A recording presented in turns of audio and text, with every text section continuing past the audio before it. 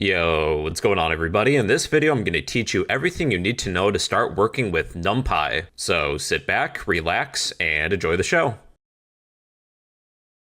Numpy, it's short for numerical Python. It's a Python library used for numerical computing. It's widely used in fields that involve heavy data processing such as data science, engineering, artificial intelligence, and machine learning. Python is currently the most popular language for AI and machine learning for a few good reasons. It's easy to read and write with, it has a massive ecosystem of libraries, and it integrates well with technologies like APIs, databases, and web applications. This makes Python a top choice for building and deploying real-world AI solutions. However, Python is really slow. That's where Numpy comes in. Under the hood, it's written in C, which is magnitudes faster than regular Python code. With AI and machine learning, you're often working with massive datasets and you need to do a lot of number crunching. Plain Python lists, not gonna cut it. Numpy gives us access to NumPy arrays, which are faster than native Python lists. Plus, with NumPy arrays, we can perform vectorized operations.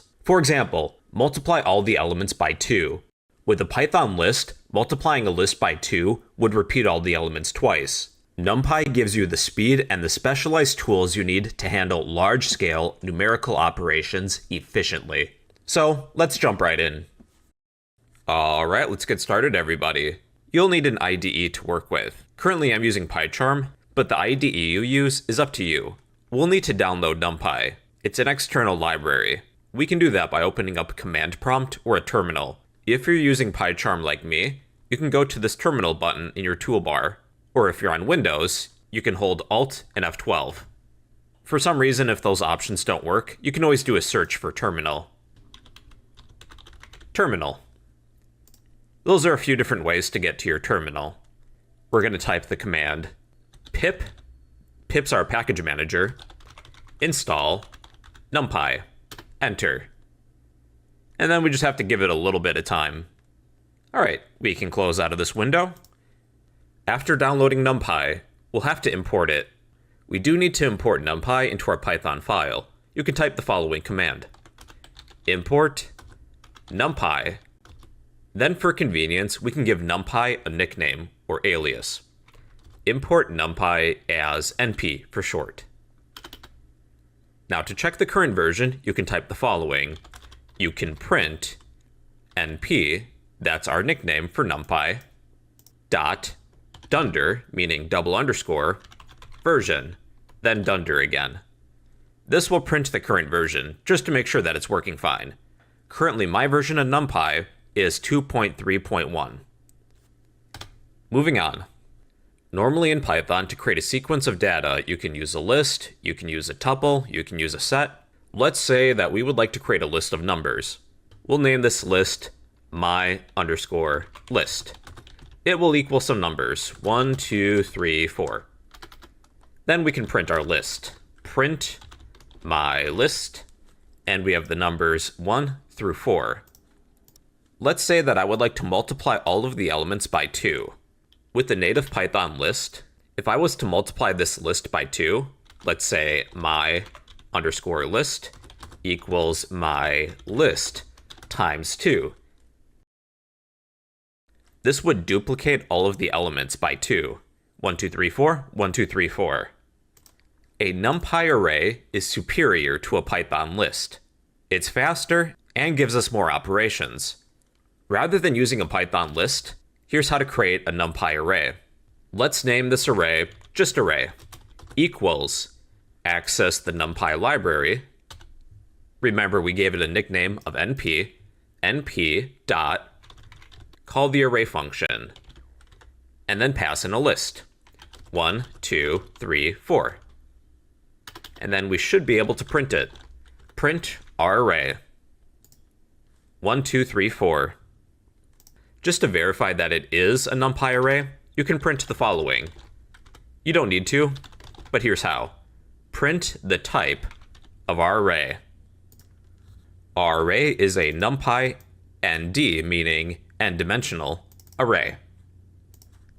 Then if you would like to multiply all of the elements by 2, all you gotta do is take our array equals array times 2.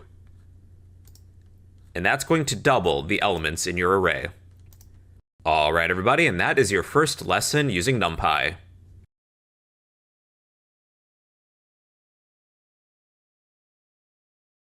Hey, in this video I'm going to show you how we can work with multi-dimensional arrays using Numpy. Here's how. To create a Numpy array, we could say something like array equals access the library of Numpy dot call the array function, and then we can pass in one of a few values.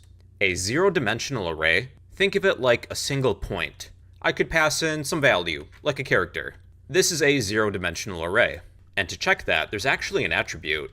Let's print access our array, access the attribute of ndim, meaning number of dimensions. The number of dimensions of our array is 0. It's a zero-dimensional array. If we had a few values within a list, let's add a few characters here. I'll just pick the first few characters of the English alphabet. A, B, C. This is now a one-dimensional array, like a single row. Now the number of dimensions that we have is 1. Let's convert this to be a two-dimensional array. I'll enclose our list within another list. And I'll add a few more lists. We'll add a few more letters. D, E, F, and then I'll just do some copying and pasting because I'm lazy. G, H, I. If you were to arrange your lists like this, they would form a sort of two-dimensional matrix. This is a 2D array. Sometimes people refer to it as a matrix. There's rows and columns. If I was to print the number of dimensions, that would be 2. It's a two-dimensional array. Now we're going to go to an even higher dimension, 3 dimensions. We'll enclose our 2D list within another list. And just for readability, I'll put each two-dimensional list on a separate line. Now we'll create a 3D array. We'll take our 2D array, copy it. Do pay attention to the number of brackets. We're not copying the outer set of brackets. Comma separate each 2D list. And then I'll replace some of the letters. I'll fast forward the video. Feel free to pause it if you need more time.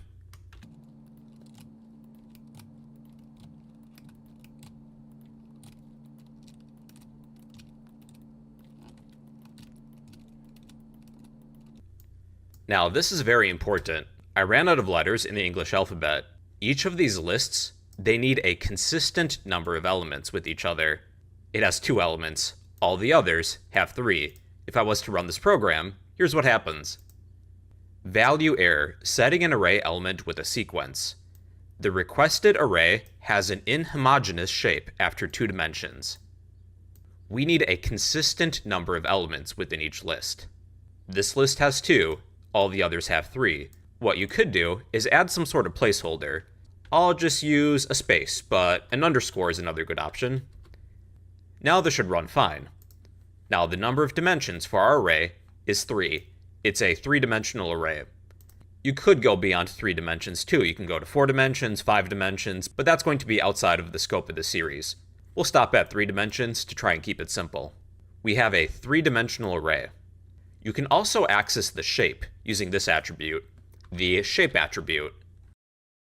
This will return a tuple of integers.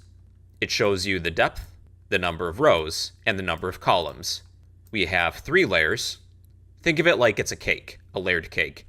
That's the topmost layer, the middle layer, and the bottom layer. Each layer has 3 rows. 1, 2, 3. Each row has 3 columns.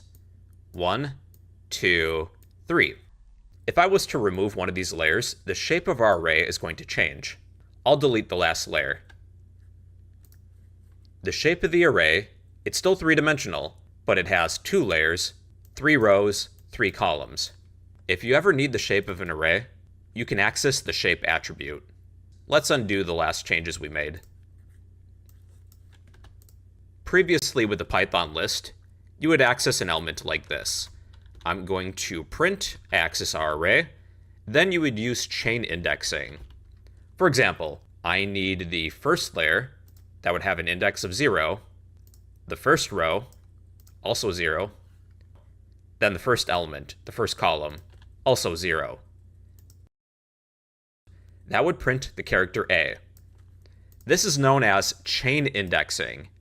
But with Numpy, we have access to something called multi-dimensional indexing. Here's what it looks like.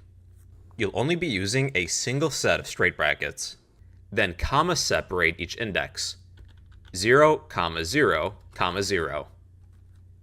That would print A. For the next element, that would be B. 0, 0, 1. 2 would be C. If I was to access 3, well, we would have an index error. Index 3 is out of bounds. For the next row, you would need row 1. Row 1, column 0. That gives you D. Row 1, column 1 is E. So let's see what 111 is. That is N. That's layer 0, because with programming, we tend to start with 0.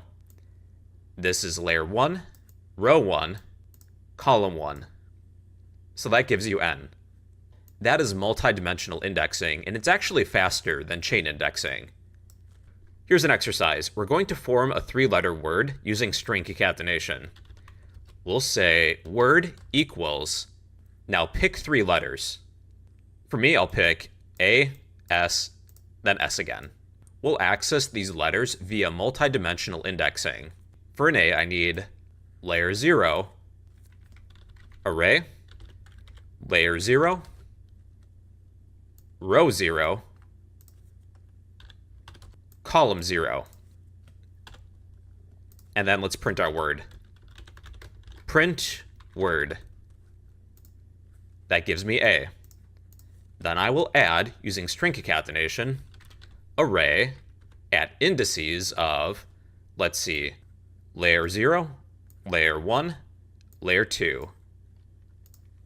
Layer 2, row 0,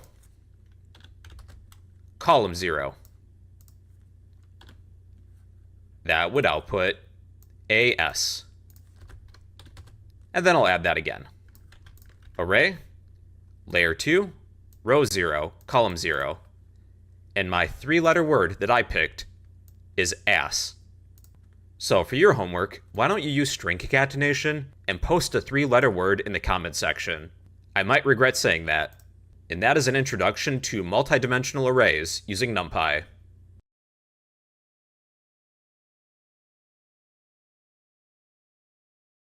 Yo, hey everybody, in this video I'm going to show you slicing using Numpy. Let's get into it. We'll need an array to work with. For this demonstration, we'll create a 2D array. Array equals np, call the array function, then we'll pass in a 2D list. There will be 4 rows and 4 columns. So within this list, we will have 4 nested lists. We'll have the numbers 1 through 16. That should be enough for this demonstration. 1, 2, 3, 4, 5, 6, 7, 8, 9, 10, 11, 12, and 13, 14, 15, 16. Just for readability, I'll put each row on a new line. There we go, we have a matrix of data, a 2D array. For array slicing, we'll be using the subscript operator. I'll add this as a comment. We will access our array, use the subscript operator, which is a set of straight brackets. Here we will write a slice expression. There's 3 options. You can list a starting index, an ending index, and a step. Each is separated with a colon, a slice operator. Let's give it a try. Let's say I would like the first row in my 2D array. Here's how I would print that. Within a print statement, I'm going to access our array, use the subscript operator, which is a set of straight brackets. Then we will list where we would like to start. Let's access array at index 0. That's going to return the first row, 1, 2, 3, 4. Array at index 1 would be 5, 6, 7, 8. Remember that with programming, we tend to start collections with an index of 0. So that's why the second row has an index of 1. The second index would be row 3, 9, 10, 11, 12. Index 3 is 13, 14, 15, 16. Then if we access 4, it's out of bounds. You can also use negative indexing. Array at index of -1 would give you the last row, 13, 14, 15, 16. Or -2 would be the second to last row, 9, 10, 11, 12. That is the starting index. At which element would you like to start? You can also select a range. We need both a start and an ending index. Let's select the first 3. We'll start at index 0, colon, that's the slice operator, and end at 3. Now the ending index, it's exclusive. So if we need the first 3, that would be 0, 1, 2, 3. That will give you indices 0 through 2. Because the ending index is exclusive, we have row 0, 1, 2. Or perhaps I would like the first 3 rows after index 0, or row 0, so to say. Well, we'll start at 1 then, continue to 4. We'll skip index 0 and print the next 3 rows. If you would like to select everything up until the end, you can omit the second number, but you still need that colon. This tells Python select everything up until the end. Now we'll introduce a step. Let's select every second row, starting with the first. Row 0 and row 2. 0, colon, 4. This will select rows 0 through 3. Remember, the ending index is exclusive. Give me every second row. We'll add a colon, and then the step. We're counting by 2s. This will give me row 0 and row 2. 1, 2, 3, 4, 9, 10, 11, 12. If we're selecting all rows, you can omit the start and the end, but you still need those 2 colons. And the reason that you need them is because if we omit these, omit the colons, Numpy thinks we're selecting the second index. So with those 2 colons, if we omit the start and the end, we're telling Numpy select all rows. You can also set the step to be negative. This will return all the rows reversed. So we have the bottommost row, 13, 14, 15, 16, at the top, and the rows are in reverse order. I'm actually curious, what if you set this to -2? Oh, that's interesting. I didn't know that. Now the rows are in reverse order, and we're selecting every second row. I actually didn't know that. I was just curious. I was wondering what would happen if I put -2 here. Alright, so that is row selection. Now we'll get into column selection. Now we're going to get into column selection. We can select specific columns. This first column has an index of 0, because with programming, collections tend to have an index of 0 to begin with. This next column would have an index of 1. The third column has an index of 2, and the fourth column has an index of 3. When accessing our 2D array, we'll need 2 indices, for example, 0, 0. The first index is for the row, the second index is for the column. Now, if you would like to select all rows, for the row selection, we're just going to add a colon. Because without it, we're going to have a syntax error. Invalid syntax. For the row selection, we do need something here. We're selecting all rows, then access column 0. That would give me 1, 5, 9, 13. 1, 5, 9, 13. Column 1 would be 2, 6, 10, 14. Column 2 is 3, 7, 11, 15. Column 3 is 4, 8, 12, 16. If I set the index to be -1, that's going to return the last column, 4, 8, 12, 16. Or the second to last column would be -2. 3, 7, 11, 15. 3, 7, 11, 15. Now we'll select a range. I would like the first 3 columns. This would be column 0, column 1, column 2. We need a start and ending index. We'll start at column 0, so this number is going to be 3. because the ending index is exclusive. This will print the first three columns. We have 1, 5, 9, 13, 2, 6, 10, 14, 3, 7, 11, 15. That is the first three columns. Now we'll skip the first column, but print all the columns that come after. We'll start at column 1, or index of 1, so to say, continue to 4. So we skip the first column, this one, we're skipping it, and print all the columns that come after. If you would like all columns until the end of your data, you can omit the step, but you still need that colon. That works as well. Now we'll select every second column by setting the step. We'll be given column 0 and column 2. We have 1, 5, 9, 13, and 3, 7, 11, 15. Now I would like every second column, but we'll start at column 1. That would be 2. This gives us 2, 6, 10, 14, and 4, 8, 12, 16. Then you can reverse the order of the columns. Set the step to be -1. We have 4, 8, 12, 16, 3, 7, 11, 15, 2, 6, 10, 14, and 1, 5, 9, 13. If our step was -2, this would be in reverse order, but we're given every second column. 4, 8, 12, 16, 2, 6, 10, 14. Now we're going to combine both row and column selection. We'll need two indices. Let's say that we would like the first two rows, but only the first two columns. We'll start with our row selection. We're starting at row 0 and end at row 2. 0:2. Then for the column, we need the first two. 0, 1, stop at 2. 0:2. That's going to give me the first two columns of the first two rows. It's kind of like we're selecting a quadrant. This is a 4x4 matrix, and I would like to select these four numbers.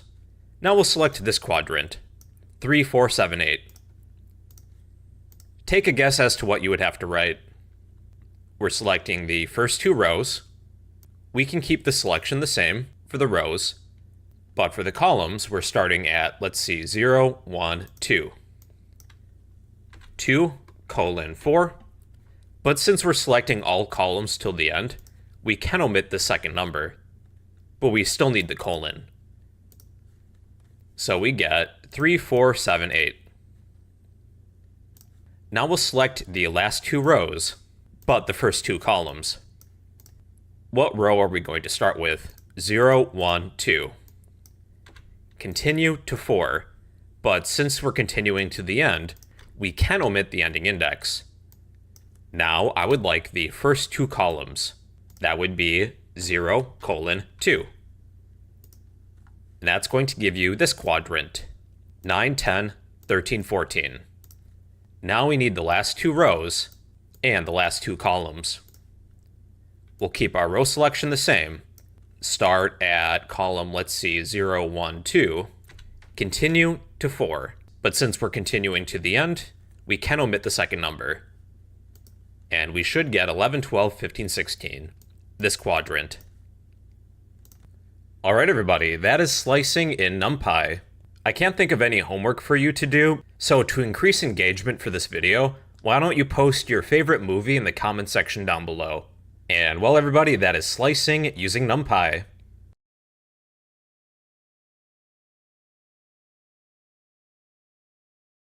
Alright, let's do this everybody. So I gotta cover arithmetic and Numpy, cause well, it's kind of important. There's a couple different sections to this topic. We'll begin with scalar arithmetic. Scalar, it's a linear algebra term. Really, it just means a single value.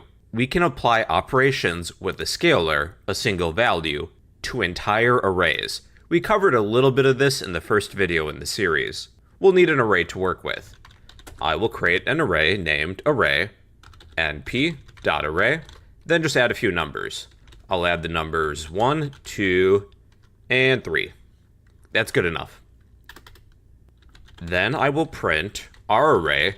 Now here's where scalar arithmetic comes in. we can apply a single value to each element within an array. If I were to take our array plus 1, each value would have 1 added to it. We have 2, 3, 4. Let's subtract 2. We'll just go through all the basic operations. Array minus 2, 1, 2, 3. Subtract 2 from each would be -1, 0, 1. Let's multiply by 3. Array times 3. Array times 3. We get 3, 6, 9. Array divided by 4. Array divided by 4. We get 0.25, 0.5, 0.75. Let's raise each element to the power of 5. The power of operator is 2 asterisks. Raise each element in our array to the power of 5. 1 to the power of 5 is still 1, 2 to the power of 5 is 32, 3 to the power of 5 is 243. That's basic scalar arithmetic. Scalar is a linear algebra term. It just means a single value. Now we'll cover vectorized math functions. A vector is another linear algebra term. A vector is a single dimension, such as a 1D list, whereas a scalar is a single value. Using vectorized math functions, we can apply a function to an entire array without writing a loop. Here's what that might look like. Let's say I would like the square root of each of these numbers within our array. Well, the Numpy library does have some built-in math functions, just like the math module. We'll access the library of NP, which is Numpy, call the square root function, pass in our array. The square root of each element are these values: 1, 1.4 and some change, and 1.7 and some change.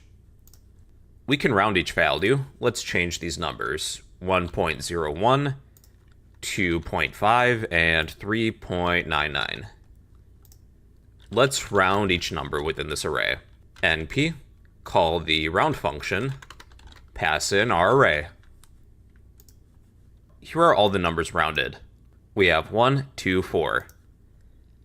To always round down, you can use floor. 1, 2, 3. To always round up, you can use ceil, meaning ceiling. 2, 3, 4. There's different built-in math functions you can apply to entire arrays. You can access them via the Numpy library. There's also built-in constants too, for example pi, np.pi. That would return pi, 3.14159, blah blah blah blah blah. Basically the first 10 plus digits of pi. Let's go over an exercise with vectorized math functions. Let's change our array to be 1, 2, 3. And let's say that our array is actually radiuses, or radii. I think that's plural for radiuses. I don't know, I'm a coding tutor, not an English teacher. We have an array of radii. Given each radius, we will convert it to be an area of a circle. We're going to combine both vectorized math functions and scalar arithmetic. So this is an exercise for us. Given our radii, we'll have to multiply them by pi. We can access pi via the Numpy library, np.pi, times, now the formula is pi times radius squared, times our array, which we have named radii, raised to the power of 2. And here we'll use scalar arithmetic. We're raising each element within our array to the power of 2. The formula to calculate the area of a circle, given the radius, is pi times radius squared. All of these radii converted to the area of a circle is 3.14, 12.5, and 28.2. So that was an exercise. For this next section, we have element-wise arithmetic. We'll have 2 arrays. Each operation is applied element by element between 2 arrays. We'll create array 1 equals np, call the array function. We'll pass in a list with the numbers 1, 2, 3 to keep it simple. Then we'll need a second array. We'll name this array array 2. And this array will have the values 4, 5, 6. With element-wise arithmetic, we can apply operations between single elements between 2 arrays. For this demonstration, I'll print array1 plus array2. This will add together the individual elements, one by one. 1 plus 4 is 5, 2 plus 5 is 7, 3 plus 6 is 9. Let's subtract array1 minus array2. That gives us -3, -3, -3. Let's multiply array1 times array2. We get 4, 10, 8. Let's divide array1 divided by array2. 0.25, 0.4, 0.5. Then let's raise array1 to the power of array2. 1 to the power of 4 is still 1, 2 to the power of 5 is 32, 3 to the power of 6 is 729. For this last section, we'll cover comparison operators. Using comparison operators, we can create Boolean arrays, filter data, and use element-wise comparisons. For this demonstration, we'll create an array of scores, like test scores. Scores equals NP, call the array function, then we'll pass in a list of scores. So these will be test scores. One student got a 91, another got a 55, one student got a 100, another got a 73, one student got an 82, and another got 64. Using comparison operators, let's see if any students got 100, a perfect score. What we're about to do will return a Boolean array. Print our array of scores that equal 100, a perfect score. We're seeing if any scores equal 100. This will return a Boolean array. It looks like there's one student that got a perfect score at element number 3, or index 2, 0, 1, 2. Let's see which students got a passing score that's equal to or above 60. This is the greater than or equal to operator. It looks like there's 5 students that passed. We have true, false, true, true, true, true. Or let's see if there's any scores that are less than 60. Did any students fail? There's one. We have one true. You also could use conditional assignment. For any scores that are less than passing, less than 60, we'll assign them to be 0. So if you fail, you don't get any points, so to say. We'll take our array of scores, use the subscript operator, then we'll take scores less than 60. We're selecting all elements within our array where the score is less than 60. Any that are less than 60, we'll assign them to be 0. And then we will print our array of scores. So now that one student would have a 0. They wouldn't get any credit if they fail. This all is a primer for filtering, which is another topic entirely, but it is a good time to introduce comparison operators. Alright everybody, that is different forms of arithmetic in Numpy. In the next topic, we'll discuss broadcasting. I couldn't think of any homework for you to do, so to help engagement with this video, comment down below where is your favorite place to take a vacation. And that is arithmetic using Numpy.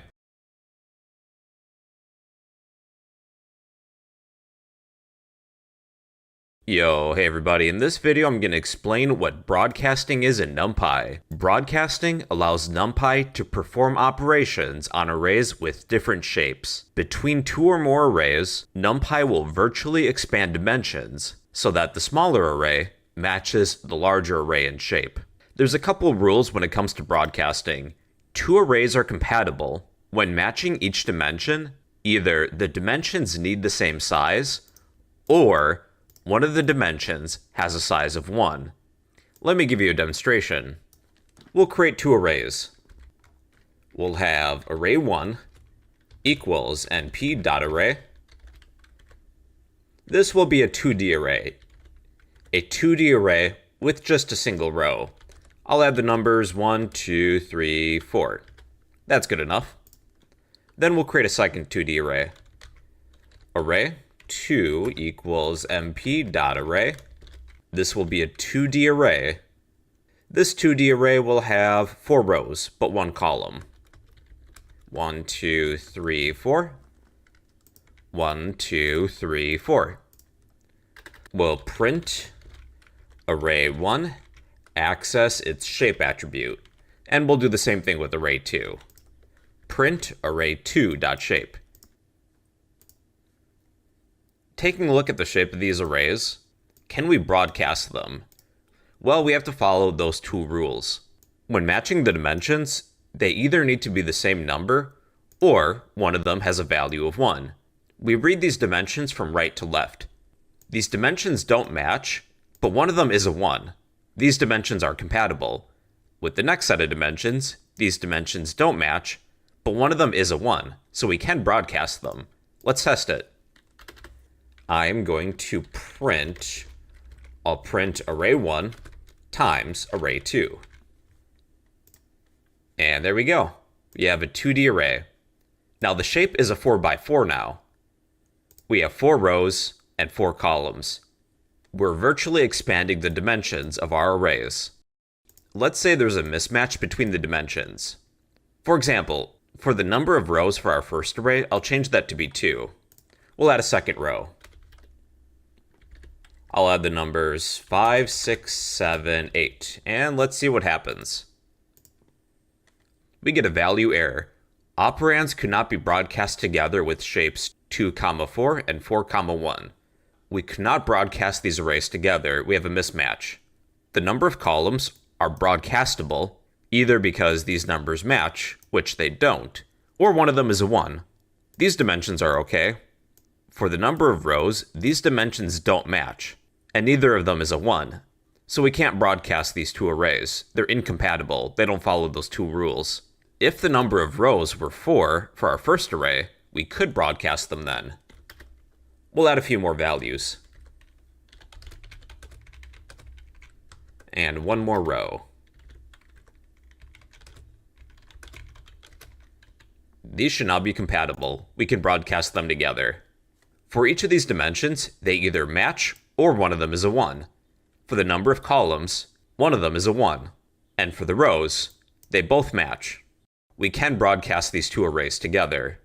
Now for array 2, let's change the number of columns from 1 to 2. I'll just add in a few numbers.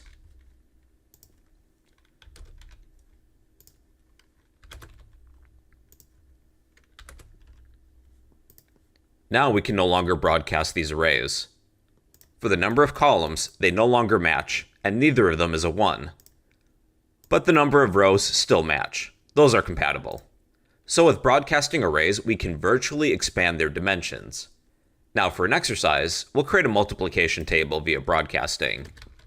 We'll say array1 equals mp.array. We'll create a 2-dimensional array, but it's going to have only one row, the numbers 1 through 10.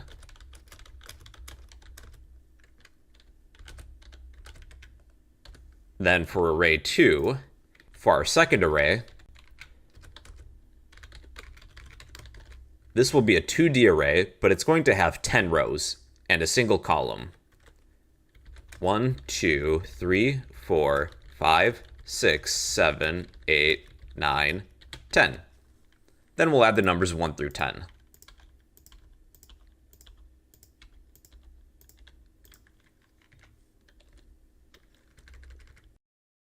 Let's see if they're compatible with broadcasting. I will print the shape of each array. Print array1.shape and array2.shape. Array2.shape. For the number of columns, they're compatible. They either match or one of them is a 1. For the number of rows, they are compatible. They either match or one of them is a 1.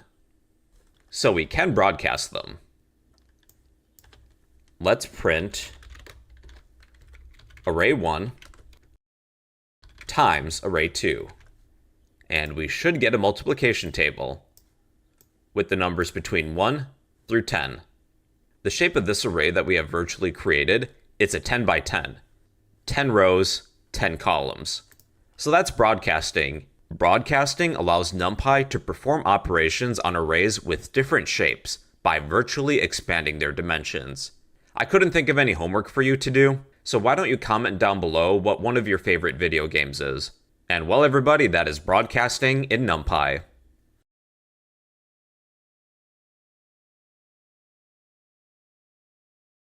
Alright, let's do this. Aggregate functions. Aggregate functions summarize data and typically return a single value. In this demonstration, we'll go over a few simple aggregate functions, a few that you may need to know as a beginner. We'll need some data to work with. We'll begin by creating an array. Array equals MP, call the array function, and let's create a 2D array. I'll add the numbers 1 through 5, 1, 2, 3, 4, 5, and 6 through 10. 6, 7, 8, 9, 10. To sum all the elements in this array, you can use the sum aggregate function. I'll place this within a print statement. Access numpy as np, call the sum function, pass in our array. And we'll be given the sum of our array, 55. Or if you need the mean, there's a mean function. Print the mean of our array. What's the average? The average value, 5.5. If you need the standard deviation, that is STD. It's the measure of spread within your data. 2.8. This is more of a statistics term. But just remember, in the future, you do have access to a standard deviation function. Or if you need the variance, that is VAR. VAR. 8.25. The variance is the square of the standard deviation. Again, it's more of a statistics thing. You may not use it anytime soon, but you do have access to it. If you need the minimum value, there's a min function. np.min, pass in your array. This will give you the minimum value, 1. Or there's max. np.max, pass in your array. 10. If you need the position of the minimum value, there's a function for that. It's arg, meaning argument, min. What is the position of the minimum value? This function will return the index number, 0. That's the first index. Or the max, that would be arg max. Then pass in your array. What is the index of the greatest value? That is 9. 0, 1, 2, 3, 4, 5, 6, 7, 8, 9. Now, with your set of data, you can select an axis. For example, I would like to sum all columns.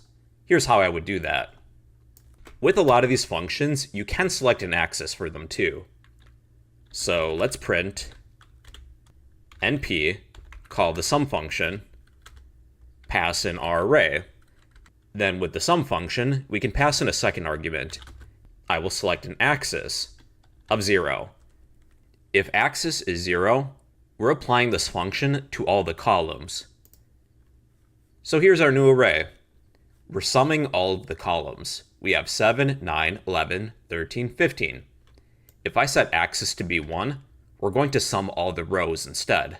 And we should have 2 values within our array, 15 and 40. 15 is the first row summed. 40 is the second row summed.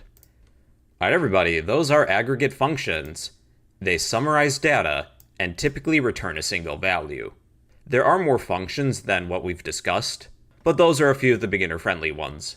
And well everybody, that is an introduction to aggregate functions in Numpy.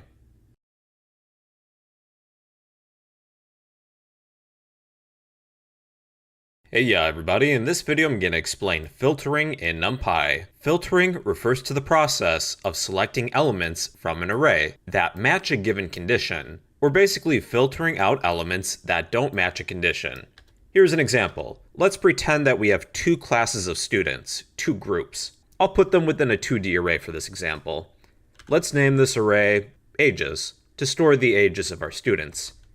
Ages equals MP dot array, and this will be a 2D array in this example. We'll have 2 rows. Make up some ages. 21, 17, 19, 20, 16, 30, 18. Then we got one person that's 65 that's going back to school. So let's pretend that this is a college class. Some students are still in high school, but they're taking college classes, and others are older and they're returning to school. Now, for my second group of students, let's say one student is 39, that's Bob, 22, 15, one person's 99, 18, 19, 20, 21. That's good enough. By using filtering, we can filter out some of this data and create a new array. By taking our original set of data, we can filter out elements that don't match a certain condition, then use the elements that do match to create a new array. Let's say we'll create a new array of all the teenagers.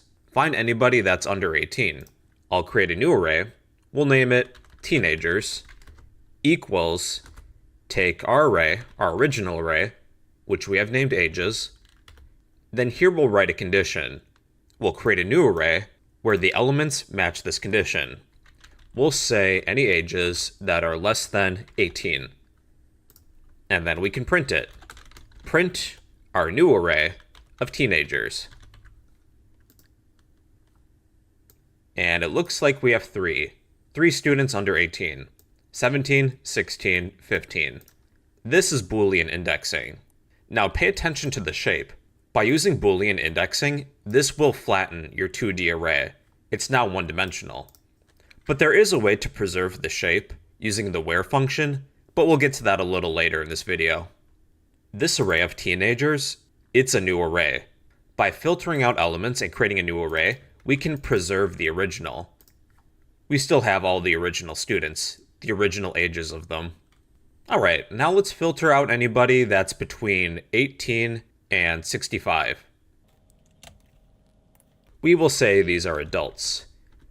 Adults equals, take our original array, use the subscript operator, we'll write a condition. Return any ages that are greater than or equal to 18. Let's see what we have currently. We have a one-dimensional array, but we still have people that are 65 or older. We have 65 and 99. Here we'll need to use a logical operator. So let's enclose our first condition within a set of parentheses. Now with Python, to use the AND logical operator, you would write AND. But since Numpy uses C-style arrays, we have to use an ampersand. The ampersand is the C logical operator for AND. Now we'll match a second condition. Return any ages greater than or equal to 18, and any ages that are less than 65. Then let's take a look. We should have nobody that's under 18. We have two 18s, and nobody 65 or above. Doesn't look like there are any. Now you could use OR, which is a straight vertical bar, but we would have to change these conditions. So we'll say, if any ages are less than 18, or any ages are greater than or equal to 65, we would end up with an array of anybody below 18 or 65 or greater. So let's change that back. Those are logical operators. You can check more than one condition. We'll create a new array for seniors. Perhaps they get a senior discount. Seniors take our original array, use the subscript operator, check all the elements within our array of ages. Is their age greater than or equal to 65? And we should have two. Let's print our new array of seniors. We have two students 65 or above. Someone is 65 and another is 99. Let's find any ages that are even. I'll name this array even, or evens. Take our array of ages, return any ages, use the modulus operator that gives you the remainder of any division. Modulus 2.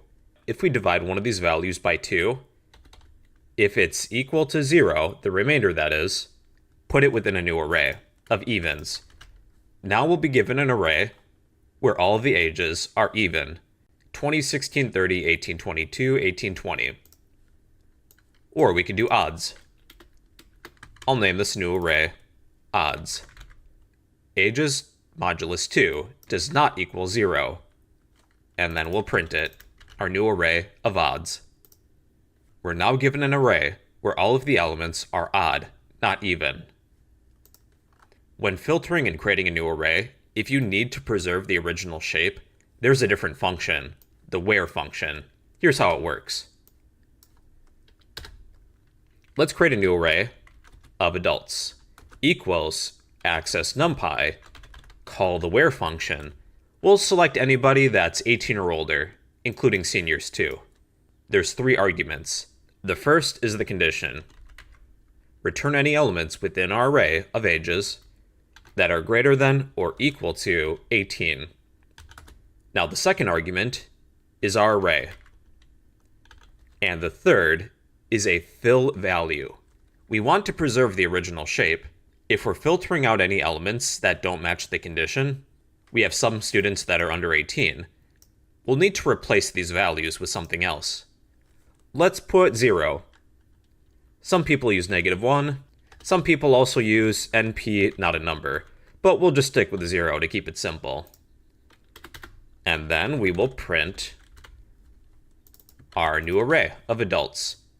And it should retain the original shape. We have a 2D array, 2 rows, and let's see how many columns. 1, 2, 3, 4, 5, 6, 7, 8. It's a 2x8 shape. Any elements that don't match the condition are replaced with our fill value, which we set to be 0.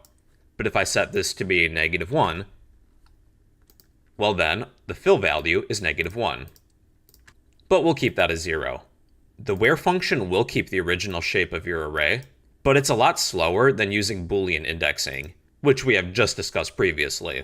I would only use the where clause if you need to preserve the original shape of your data, in this case, a 2x8.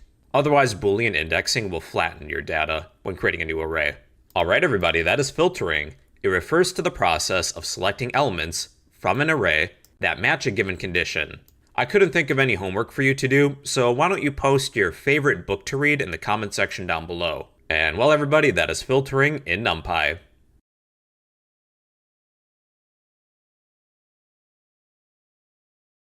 Alright, let's do this. Using Numpy, you may want to generate random numbers. It's useful for simulations, modeling, applying random transformations, and testing purposes. It's a good thing to know. Here's how you can use Numpy to generate random numbers. We'll need a random number generator. We'll give it a name of RNG, random number generator, equals, access the library of Numpy, which we've named NP, dot, random, dot, called the default underscore RNG method.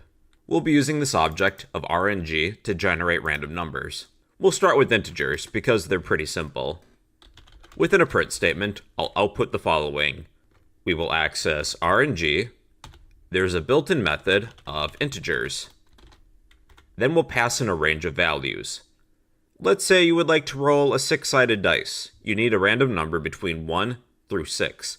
The range will be 1, 7. The second number is exclusive, and you should get a random number between 1 through 6. I got a 2, 3, 2, 5. Now for readability, I like to use keyword arguments. I'll say low equals 1, high equals 7. It's not necessary, but I think this is more readable. Or if you need a random number between 1 through 100, I would set high to be 101, exclusive. So there I got a 68 and a 23. If you need a few random numbers, you can set a size. I need 3 random numbers between 1 through 100. Well, I'll set the size to be 3. I've got a 34, 82, 35. The random numbers will be stored within an array, a 1D array. If I need them stored in a 2D array, I'll set the dimensions. 3, 2. 3 rows, 2 columns. There we go. We have a 2-dimensional array of random numbers between 1 through 100. Now, there's also something called a seed. If you don't set a seed, Numpy will create a seed for you. But if you need to reproduce the same results, you can set a seed. For example, I'll set seed to equal 1. And here are the results. The first number is 48, and the last number is 15. Remember that. If I were to run this program again, we get the same results. The first number is 48, the last number is 15. It's kind of like in Minecraft. If you use the same world seed as somebody else, you'll have another copy of the same world as your friend. Setting a seed is useful if you need to reproduce the same results. Now we'll cover floating point numbers. A floating point number is a number with a decimal portion, so to say. We'll be using a different method.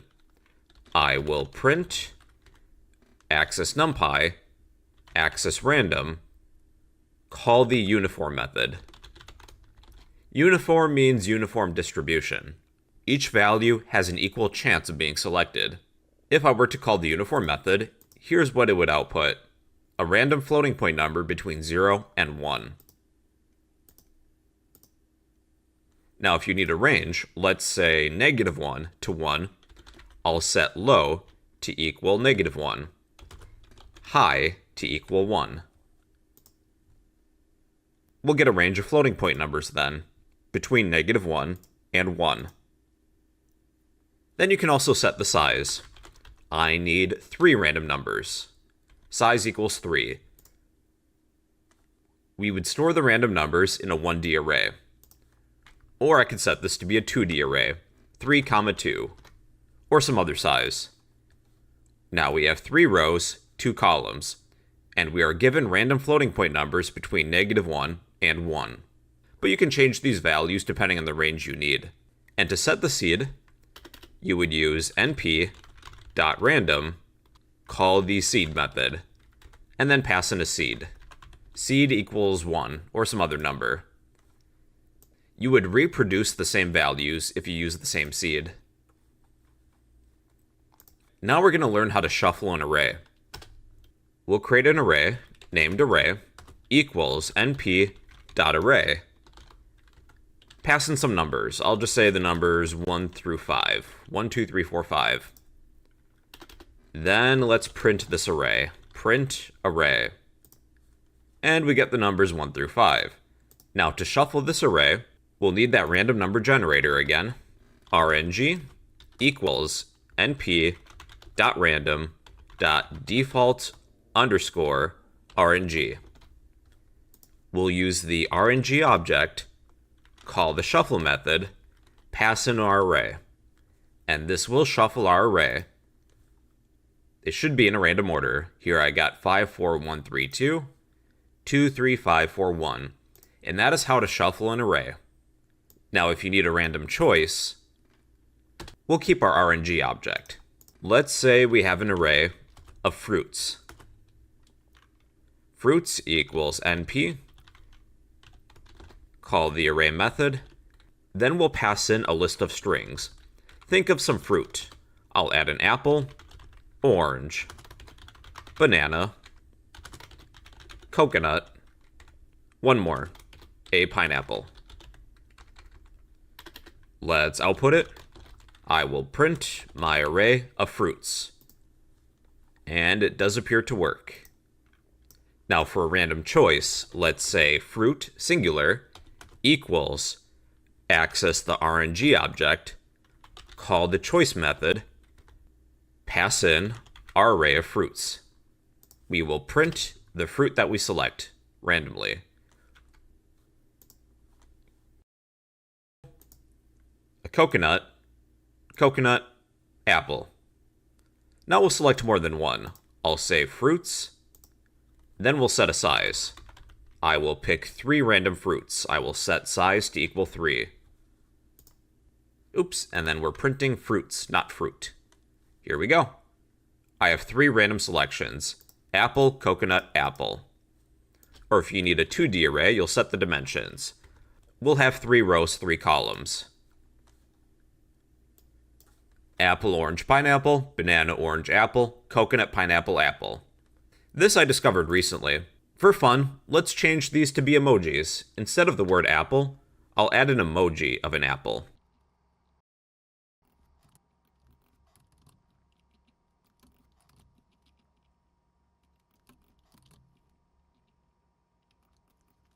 Now we should output a 2D array, a 3x3 of fruit emojis. And they should all be chosen randomly. I've got a lot of pineapples here. Alright, so your homework is in the comments section to post a 2D array of emojis. If you can, pick some different emojis. Alright everybody, and that is how to work with random numbers, shuffling arrays, and random choices in Numpy.